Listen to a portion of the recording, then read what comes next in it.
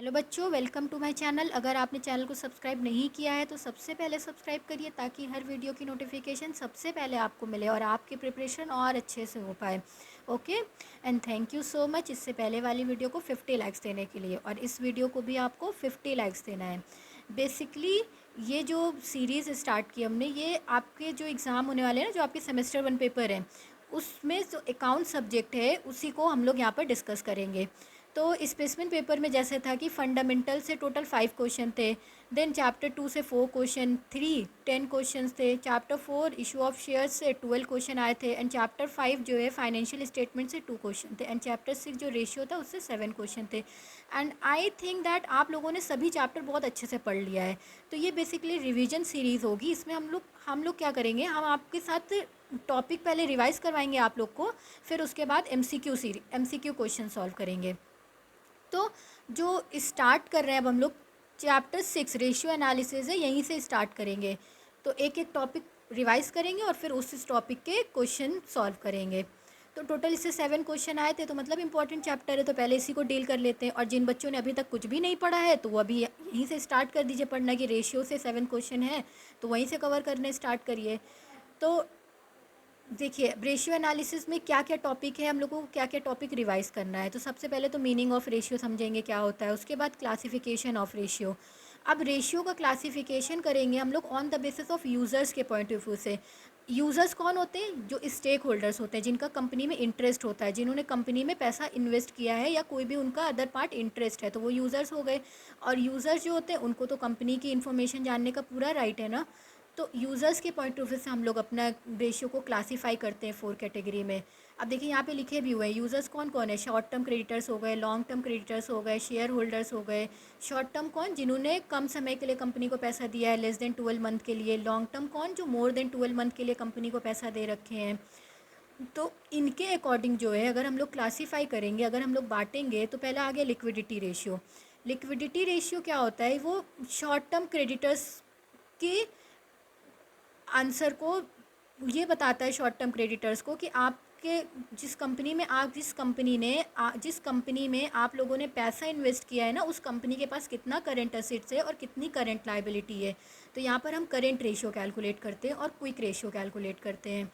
Then solvency ratio है। Solvency ratio में debt equity ratio आता है, debt to total asset ratio आता है, प्रोप्राइटरी रेशियो आता है, एंड इंटरेस्ट कवरेज रेशियो आता है। तो इसमें ये 4 रेशियो हम लोग पढ़ेंगे। फिर उसके बाद पढ़ेंगे एक्टिविटी रेशियो। एक्टिविटी रेशियो में इन्वेंट्री टर्नओवर रेशियो है, ट्रेड रिसीवेबल टर्नओवर रेशियो है, ट्रेड पेबल टर्नओवर रेशियो है, वर्किंग कैपिटल टर्नओवर रेशियो है। तो ये टोटल हो गए आपके एक्टिविटी रेशियो 5। उसके बाद करेंगे प्रॉफिटेबिलिटी रेशियो, जिसमें आता है gross profit ratio, operating profit ratio, net profit ratio, operating profit ratios. ठीक है, ये सारी चीज़ें डील करेंगे। तो बेसिकली चलिए आज रेशियो एनालिसिस से स्टार्ट करते हैं। पहले आप लोग के साथ थोड़ा सा डिस्कस करते हैं रेशियो की मीनिंग, फिर नेक्स्ट क्लास में हम लोग इसके एमसीक्यू करेंगे। जैसे कि आज मान लीजिए लिक्विडिटी रेशियो का कुछ कंप्लीट हो जाएगा पार्ट, फिर उसके बाद हम लोग एमसीक्यू कर पाएंगे। तो रेशियो का बेसिकली मतलब क्या होता है? रेशियो होता है रिलेशनशिप। जब हम रिलेशनशिप बताते हैं दो फिगर्स के बीच में, तो उसी को हम कहते हैं रेशियो। अब एग्ज़ाम्पल यहाँ पे है कि ए जो है, ए का है मान लीजिए प्रॉफिट 1,50,000 और बी ने प्रॉफिट कमाया है 1,80,000 का। तो अब आपको ये बताना है कि ए का प्रॉफिट ज़्यादा अच्छा है कि बी का प्रॉफिट ज़्यादा अच्छा है। बी अब तो देखने में लग रहा है अरे बी है, बी का तो ज़्यादा अच्छा प्रॉफिट है, बी 180 कमा रहा है तो उसका प्रॉफिट ज़्यादा अच्छा है। लेकिन हम ऐसे आंसर नहीं दे सकते। ठीक है, हम आंसर तभी दे सकते हैं जब हमें ये पता चले कि ए ने कितना कैपिटल इन्वेस्ट किया था एंड बी ने कितना कैपिटल इन्वेस्ट किया था, and according to the investment of the capital इनने कितना प्रॉफिट कमाया है। तब ये जैसे कि जिसका फिर पता चलेगा कि किसने किस हिसाब से प्रॉफिट कमाया और फिर किसका प्रॉफिट कितना ज़्यादा है वो बता पाएंगे। तो देखिए जैसे कि नीचे लिखा है कि B, but in order to give correct answer, अगर हमें करेक्ट आंसर देना है तो we need to know how much capital is employed by each one. कितना कैपिटल किस बंदे ने एम्प्लॉय किया है बिजनेस में, वो हमें पता होना चाहिए, तभी हम करेक्ट प्रॉफिट बता पाएंगे। तो ए ने जैसे मान लीजिए कैपिटल एम्प्लॉय किया है 10 लाख रुपीज़ और बी ने कैपिटल एम्प्लॉयड किया है 15 लाख रुपीज़। तो अब now calculate percent profit earned by each them on the capital employed. अब निकालना है हमें कि कितना परसेंट जो है प्रॉफिट अर्न किया है according to capital employed by both of them. तो ए का है 1,50,000 और बी का है 10 लाख। इंटू 100 ऊपर प्रॉफिट, नीचे कैपिटल एम्प्लॉयड, इंटू 100 तो आ गया 15%, और बी का भी यही सेम किया तो 12% आ गया। अब हम ये बता सकते हैं कि ए ने 15 रुपये कमाया, A earn 15 rupees for every 100 of capital, मतलब अगर 100 रुपये ए इन्वेस्ट करता है तो उसके बदले उसे 15 रुपये मिल जाता है। बी अगर 100 रुपये इन्वेस्ट करता है तो उसके बदले उसे 12 रुपये मिलता है। तो अब आप ये बात बताइए कि ए ने ज़्यादा अच्छा काम किया है बी ने ज़्यादा अच्छा काम किया है। तो अब तो समझ में आ गया कि हाँ, ए का जो है 15 रुपये का प्रॉफिट है, ए का ज़्यादा प्रॉफिट है, तो A is more better than B. ठीक है, तो इस तरीके से रेशियो में यही चीज़ हम लोग पढ़ते हैं कि एक फिगर की रिलेशनशिप दूसरे फिगर की रिलेशनशिप दूसरे के साथ कैसे और किस तरह से आंसर देना है। तो कंक्लूजन यही है इसका कि एब्सोल्यूट फिगर जो होते हैं वो कभी भी सही आंसर नहीं देते हैं, वो मीनिंगलेस होते हैं जब तक उनको हम किसी रिलेशन में ना बता पाएँ।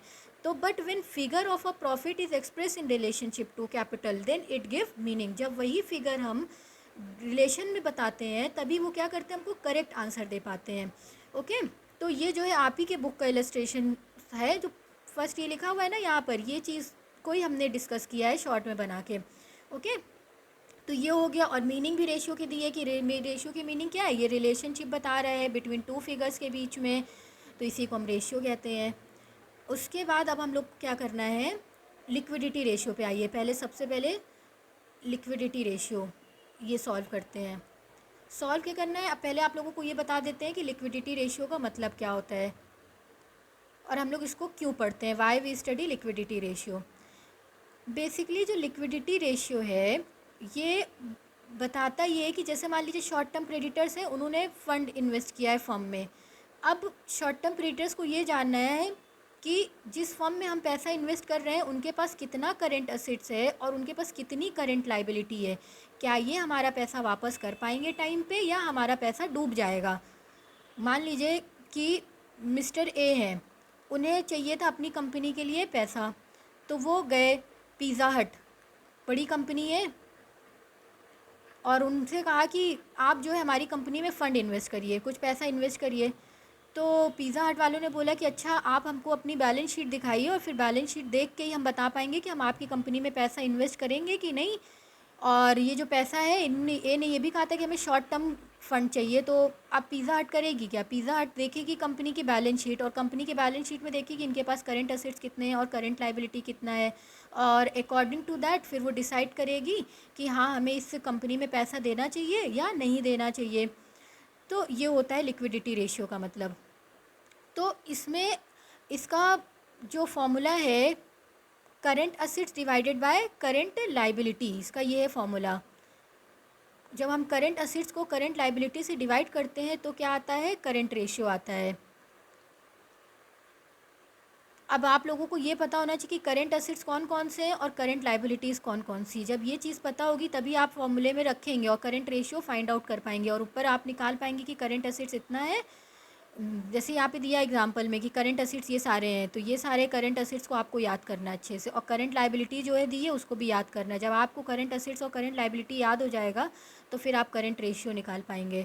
ठीक, तो इलस्ट्रेशन नंबर 1 में ये पूरी बैलेंस शीट बनी हुई है और इस बैलेंस शीट में करंट असेट्स दिए हुए हैं और करंट लाइबिलिटीज़ दी है। करंट असेट्स को करंट लाइबिलिटी से डिवाइड करेंगे और करंट रेशियो आ जाएगा। और आइडल करंट रेशियो कितना है, 2:1, मतलब 2:1 अगर आंसर आता है तो हम ये कहते हैं कि असेट जो है हमारा 2 टाइम्स है देन करंट लाइबिलिटी से। जैसे मान लीजिए 2 लाख 2:1 है ना, तो ये 2 लाख इज़ टू 1 लाख हम मानेंगे। ठीक, तो असेट्स अगर 1 लाख है, सॉरी लाइबिलिटी अगर 1 लाख है, करंट लाइबिलिटी 1 लाख है, तो करंट असेट्स कितना हो गया, 2 लाख का हो गया। तो it means that current asset is 2 times than current liability. तो पिज़्ज़ा हट जो है पैसा फंड कर देगी, ठीक है, एक कंपनी अच्छी है, एक कंपनी को पैसा हमें दे देना चाहिए। तो इस तरीके से चेकिंग की जाती है, और उसके लिए आपको करंट असेट्स और करंट लाइबिलिटी बहुत अच्छे से पता होना चाहिए, तभी आप लोग इसको कर पाएंगे। तो इसको आपको अच्छे से याद करना है। और नीचे देखिए कमेंट क्या लिखा हुआ है, यहाँ पर ये भी पढ़ लेते हैं। इस कंपनी का जो है करंट रेशियो कितना आया है, 2.4:1 आया है ना। तो इसका मतलब क्या हो रहा है कि इस कंपनी के पास जो है असेट्स 2.4 टाइम्स है देन लाइबिलिटी से। तो मतलब 2,40,000 जो है इनका असेट्स है और 1 लाख जो है ये इनके पास क्या है, लाइबिलिटीज़ है। तो ये फर्म ठीक है, यहाँ पर इन्वेस्टमेंट किया जा सकता है शॉर्ट टर्म के लिए, ये फर्म हमारे पैसे को वापस कर देगी क्योंकि इनके पास असेट ज़्यादा हैं। तो an ideal current ratio should be 2:1। Ideal ratio कितना होना चाहिए, 2:1 होना चाहिए, which determine that the current assets of the business should at least be twice of its current liabilities. तो ये क्या बताता है कि करेंट असेट्स ट्वाइस है करेंट लाइबिलिटीज़ के। एंड करेंट रेशियो जो है कंपनी का, इस कंपनी का आया है 2.4:1। तो therefore it can be said that the short term financial position of the company is satisfactory. Short term financial position company की कैसी है, सेटिस्फैक्ट्री है। And the company is in position to pay off its current liability in time. और company इस पूरी position में कि वो अपनी करेंट लाइबिलिटीज़ को टाइम पे दे पाएगी।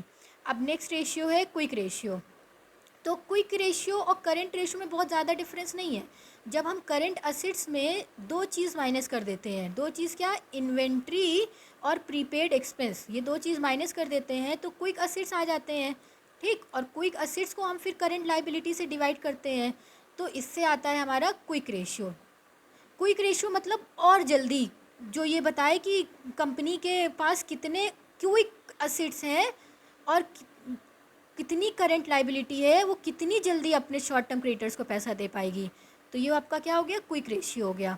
तो क्विक रेशियो निकालना आ गया आपको। क्विक रेशियो में क्या होता है बेसिकली,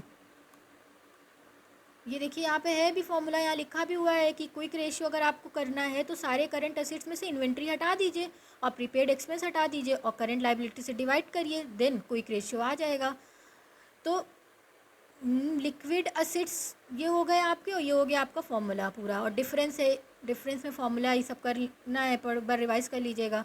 उसके बाद इलस्ट्रेशन नंबर 2 है, 2 में भी आपको जो है करंट कैलकुलेट करना है, लिक्विड रेशियो और करंट रेशियो। तो लिक्विड रेशियो भी कैलकुलेट कर लीजिएगा और करंट रेशियो भी कैलकुलेट करिएगा, तो ये भी आपका सॉल्व हो जाएगा। अगर आपको नहीं समझ में आ रहा है कि करंट रेशियो क्या होता है और करंट असेट्स क्या होता है, करंट लाइबिलिटी क्या होता है, या क्विक रेशियो में क्विक असेट्स क्या होता है, क्विक ये करंट लाइबिलिटीज़ क्या होती है, तो आप कमेंट सेक्शन में बताइएगा, तो फिर हम इसकी एक लिस्ट प्रोवाइड कर देंगे और उस लिस्ट से आप याद करिएगा कि ये सारे करंट असेट्स हैं और ये सारी करंट लाइबिलिटी है। ओके, तो अब हम लोग नेक्स्ट क्लास में क्या करेंगे, इलस्ट्रेशन नंबर 6 सॉल्व करेंगे। और उस 6 में क्या है, इसी से एक क्वेश्चन भी आया था आपके पेपर में। 6 सॉल्व करने के बाद फिर MCQ सॉल्व कर लेंगे। Okay, thank you so much बच्चों। अगर आपको वीडियो पसंद आई हो तो प्लीज़ लाइक करिएगा और चैनल को सब्सक्राइब करिए और अपने फ्रेंड्स के साथ ज़रूर शेयर करिए। ओके।